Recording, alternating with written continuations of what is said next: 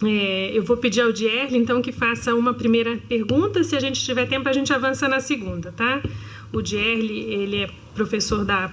Só um minutinho, pegar o currículo, a cola.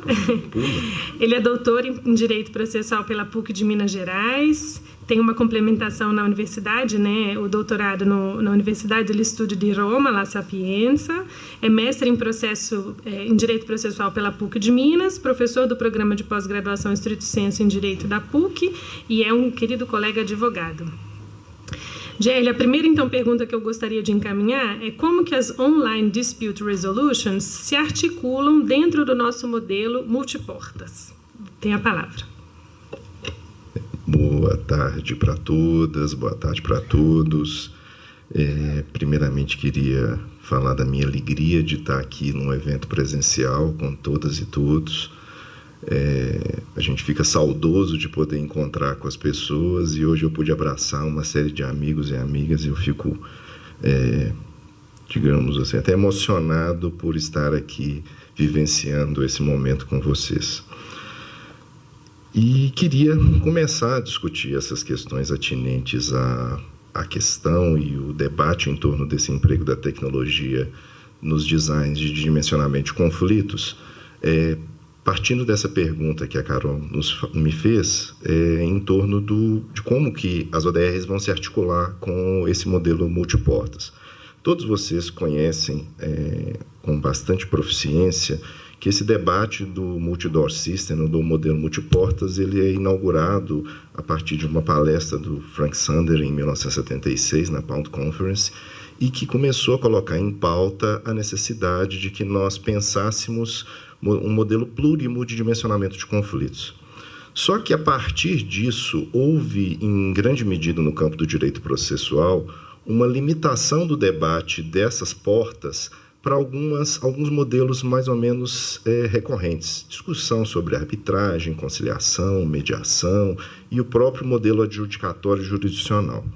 Só que, a partir da década de 80, começou a entrar em debate a necessidade que nós buscássemos, em face da mudança da complexidade das litigâncias no mundo inteiro, modelos customizados para dimensionamento de conflitos.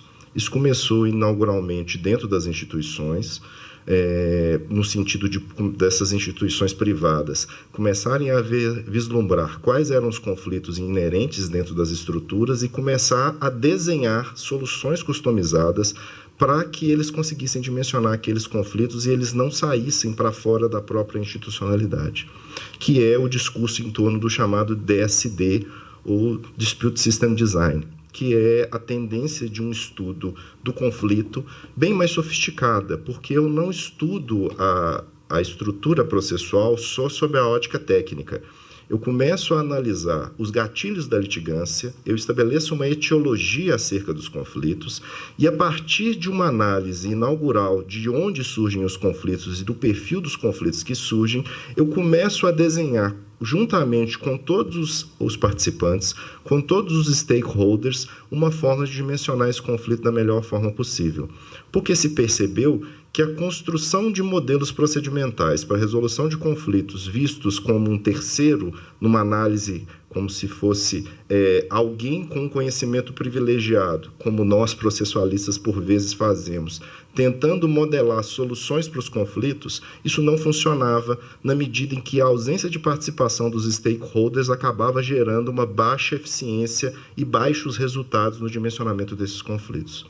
Essa lógica da DSD, ela começa a ganhar uma proeminência importante e que ingressa nessa discussão das ODRs, quando no final da década de 90, início dos anos 2000, houve a explosão da internet comercial, do e-commerce, e a construção de grandes marketplaces para fazer bilhões de negociações anuais que envolviam cifras pequenas e de médio valor.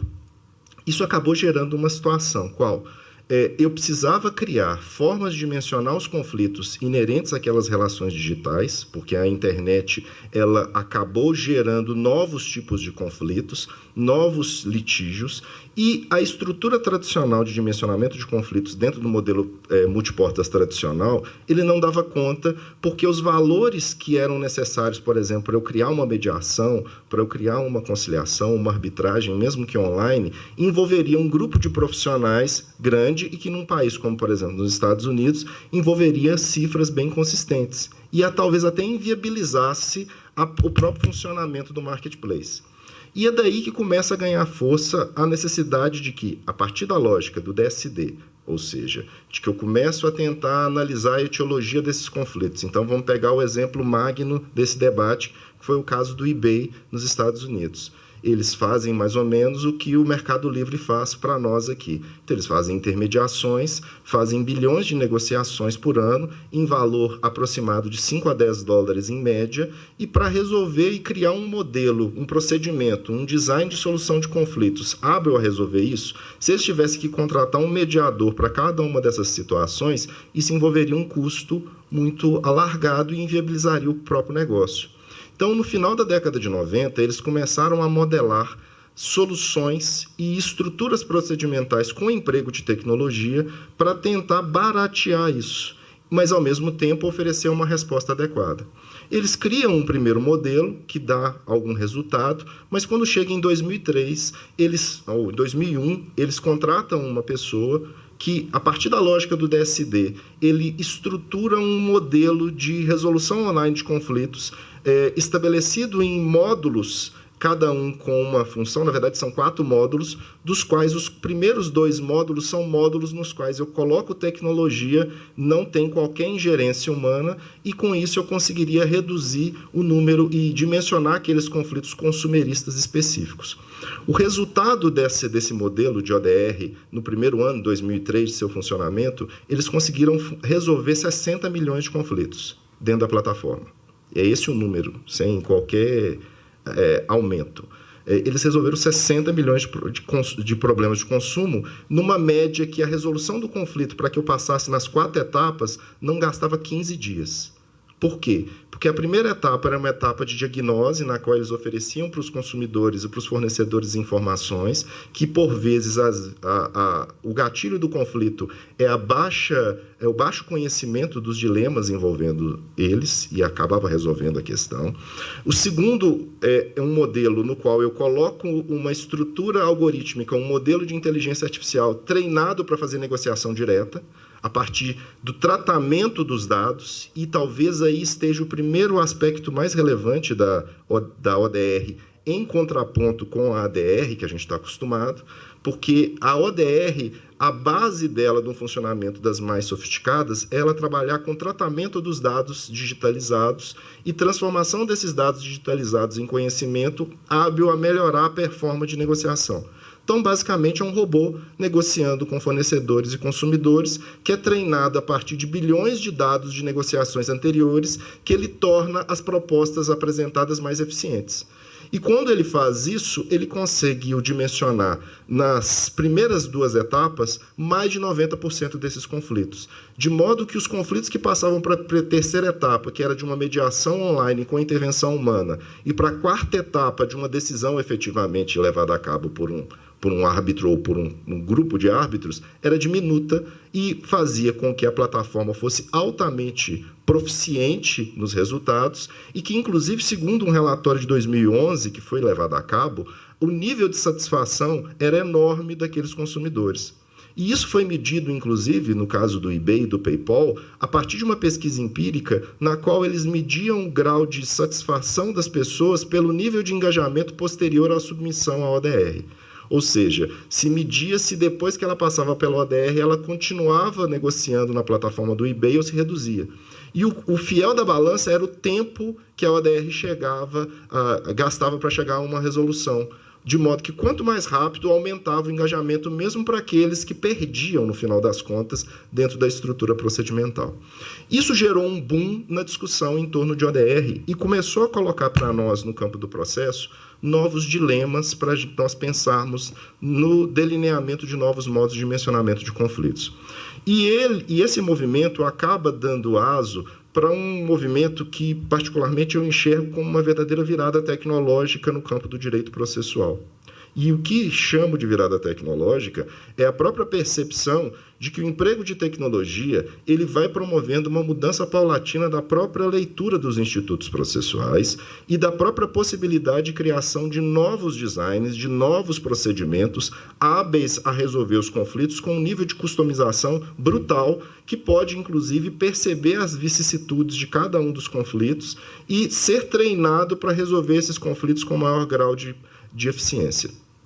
Esse movimento ele chega à justiça pública em 2016, de um modo mais consistente, com a CRT, que é a Civil Resolution Tribunal de British Columbia, que foi o primeiro tribunal público que começou a funcionar totalmente online, seguindo basicamente as mesmas etapas procedimentais da ODR do eBay. Ele tem 4 etapas e que o funcionamento é todo feito em plataforma, de modo que há uma atuação muito relevante e o nível de satisfação em torno dessa ODR, da CRT, é altíssimo e todos estudam, todos que gostam desse campo da justiça digital, estudam e veem como que o CRT serviu de um pressuposto para um sem número hoje de modelos de ODR dentro da justiça. E que vai modelando a ideia de que a ODR acaba sendo ou um procedimento autônomo a ser adotado ou uma estrutura procedimental a ser adequada ao procedimento convencional que nós vivenciamos. E o que eu estou querendo dizer com isso? Que quando a gente fala em ODR, alguns fazem uma distinção em ser ODR como um ambiente privado e justiça digital, online courts, o âmbito público. Particularmente, eu acho que essa divisão ela não tem muito razão de ser. Porque, no final das contas, o que nós estamos pensando é em como promover a agregação dessa tecnologia ao sistema de resolução de disputas, e nós podemos fazer isso num procedimento autônomo, ou nós podemos fazê-lo fazendo uma adequação procedimental por tecnologia. E o exemplo, talvez, mais próximo de todos nós disso no Brasil é exatamente a tendência que agora começou a ser inaugurada, tanto no TJDFT quanto no TRF1, em torno do acoplamento técnico do consumidor.gov.br como uma etapa inaugural do procedimento do PJE nesses tribunais. Que basicamente significa o quê? Há todo um debate, e vocês devem acompanhar isso, sobre a obrigatoriedade de submissão prévia a mecanismos de geração de pretensão resistida, que pode ser numa ODR, pode ser numa ODR, pode ser o que for. E a tendência no mercado, na questão do consumo, é obrigar o cidadão a se submeter ao consumidor.gov.br. O que, particularmente, eu acho um equívoco esse debate. Primeiro, porque eu achei ele absolutamente desnecessário.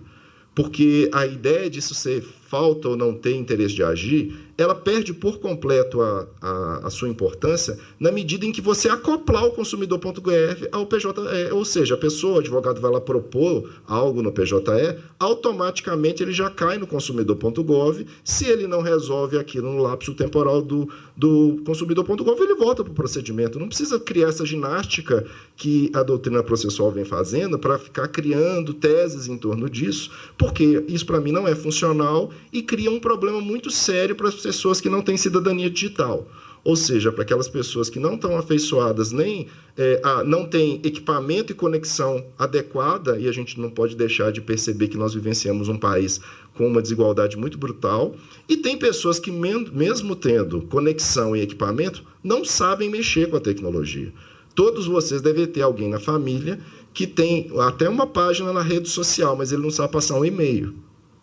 E, às vezes, não é por falta de condição econômica, é porque a pessoa não teve uma alfabetização digital.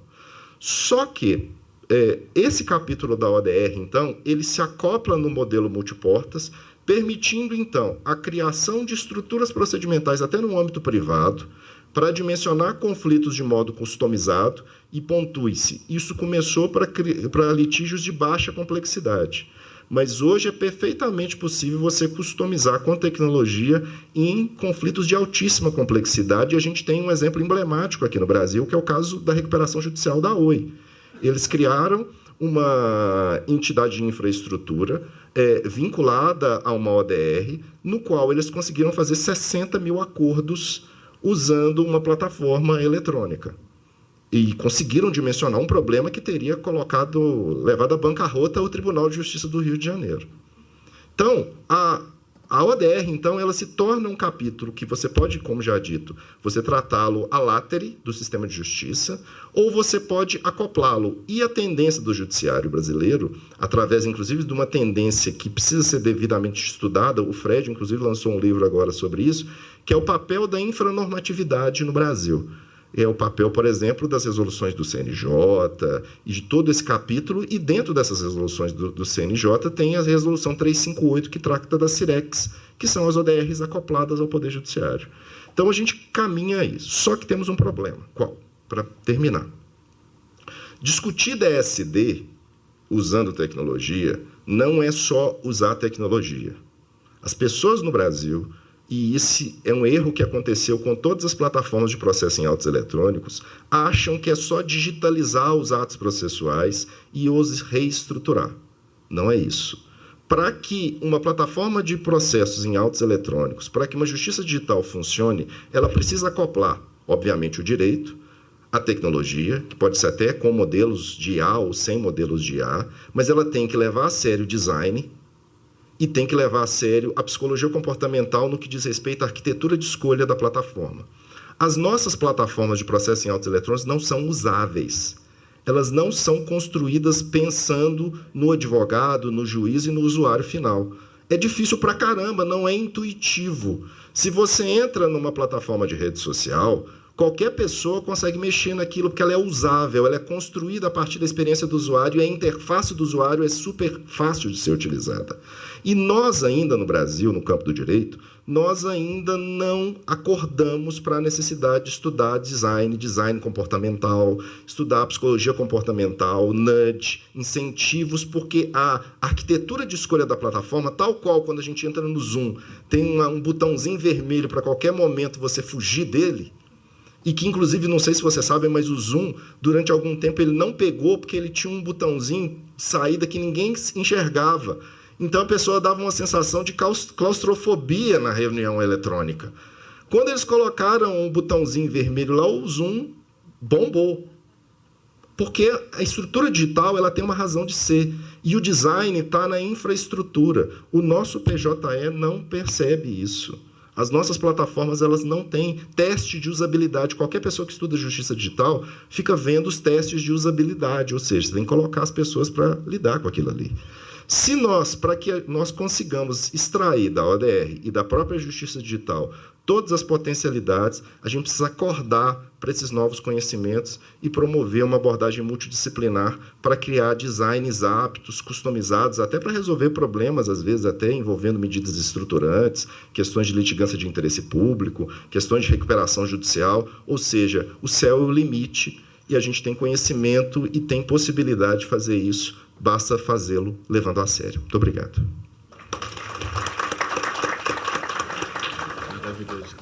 Muito obrigada, Gerli.